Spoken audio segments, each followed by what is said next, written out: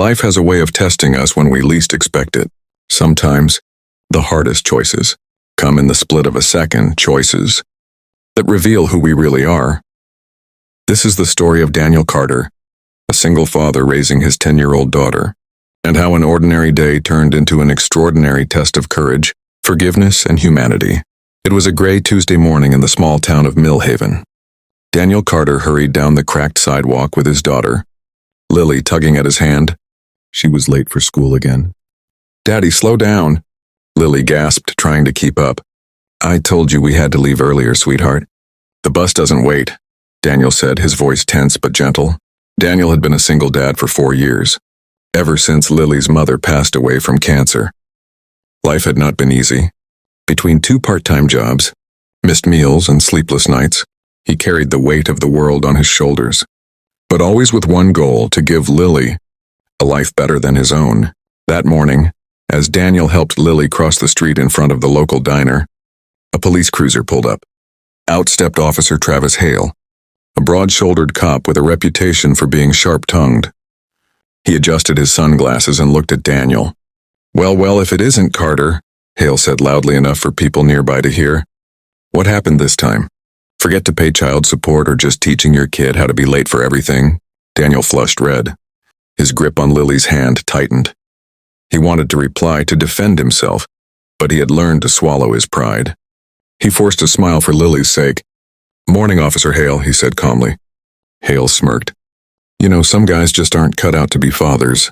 Maybe you should stick to flipping burgers and leave the parenting to people who can handle it." Daniel felt the sting of those words deep in his chest, but he stayed quiet. He had heard worse before. Without another word, he walked Lily to school, his head bowed but his heart determined not to let Hale's mockery break him. After dropping Lily off, Daniel went to his second shift at the hardware store. His body ached, but he pushed through. Every paycheck mattered. At lunch, he sat alone in the staff room, thinking of Hale's cruel words. They haunted him more than he wanted to admit. Maybe he's right. Maybe I'm failing Lily. Maybe I'll never be enough. But then he remembered Lily's smile when he tucked her in at night. The way she whispered, "You're the best dad in the world." That was enough. That was all he needed to keep going. As the afternoon sun dipped low, Daniel left work and headed toward the school to pick Lily up. The quiet of Millhaven shattered in an instant. As Daniel neared the corner of Maple and 5th, he heard a scream, then the deafening crack of gunfire. People ran in every direction, ducking behind cars, slamming, doors shut. Panic rippled through the street like a storm. Daniel froze, his heart racing. Somewhere nearby, a man with a rifle was firing wildly. Sirens wailed in the distance. Then Daniel's eyes locked on a scene he would never forget. Just across the street, crouched behind his patrol car, was Officer Travis Hale. His gun was drawn, but he was pinned down by relentless gunfire from a deranged man standing outside a convenience store. And then Daniel saw it. A bullet had grazed Hale's leg. Blood seeped through his uniform. Hale tried to move, but he stumbled, falling hard onto the pavement. He was exposed, vulnerable. Daniel could have stayed hidden. He could have run. But at that exact moment, he thought of Lily. If she were ever in danger, wouldn't he want someone to help her no matter what? His body moved before his mind could argue. Daniel sprinted across the open street, bullets whizzing past like angry hornets. People screamed at him to stop. "Are you crazy?"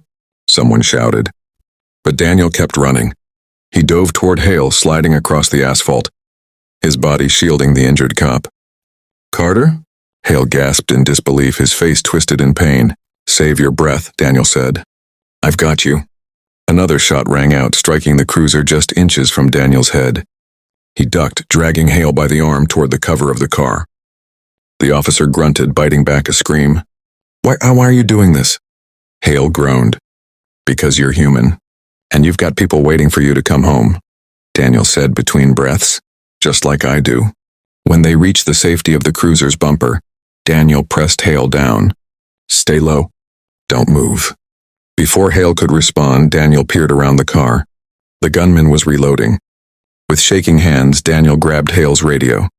"This is Officer Hale down," Daniel shouted into it. "We need backup now. Corner of Maple and 5th. He had never touched a police radio before, but desperation made him bold. Within minutes, more sirens filled the air. 3 cruisers screeched onto the scene, officers pouring out with weapons drawn. A tense standoff unfolded. Daniel stayed by Hale's side, pressing his jacket against the bleeding wound. "Hold on, they're here," Daniel whispered. The gunman screamed something incoherent before firing again, but the officers quickly overwhelmed him, cornering him against the wall of the store. After a brief exchange, he was subdued and disarmed.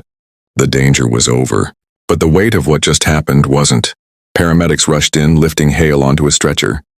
Daniel stood nearby, his hands trembling, his clothes stained with another man's blood. As they prepared to load Hale into the ambulance, the officer reached out, grabbing Daniel's arm. Why would you save me?" Hale rasped, his eyes filled with confusion. Daniel swallowed hard. "Because my daughter's watching, and I want her to know the kind of man her father is." Hale's eyes welled with tears, not from pain but from something deeper. For the first time, he had no words. The story spread through Millhaven like wildfire. Headlines read, "Single Dad Saves Injured Cop During Shootout." Neighbors who once overlooked Daniel now looked at him with admiration. Parents told their kids about his bravery. Even the mayor called to thank him personally. But none of that mattered to Daniel. What mattered was the look on Lily's face when she heard what he did. "Daddy, you're a hero," she whispered, hugging him tight. For Hale, the experience was life-changing. Weeks later, when he recovered enough to return to work, he asked to see Daniel. "I owe you my life," Hale admitted. His voice was softer than Daniel had ever heard. "I judged you without knowing you. I mocked you, and you saved me anyway." Daniel shrugged. "You don't owe me anything. Just be better, that's all." Hale nodded. "I will. Starting now." From that day forward, something unexpected blossomed between the two men. Respect. Hale began checking in on Daniel and Lily, sometimes even offering to drive Lily to school when Daniel worked early. One Saturday, Hale showed up at Daniel's door with a brand new bicycle for Lily. "She deserves it," Hale said with a smile. For Daniel, forgiveness had never been easy, but he realized that sometimes the greatest victories in life aren't about proving someone wrong, they're about proving kindness right. Months later, Daniel and Lily walked through the park. She looked up at him with wide eyes. "Daddy, why did you save Officer Hale when he was mean to you?" Daniel smiled down at her. "Because, sweetheart, we don't get to choose how other people treat us. But we always get to choose how we treat them. Hate only makes the world darker. Love and courage, that's what makes it brighter."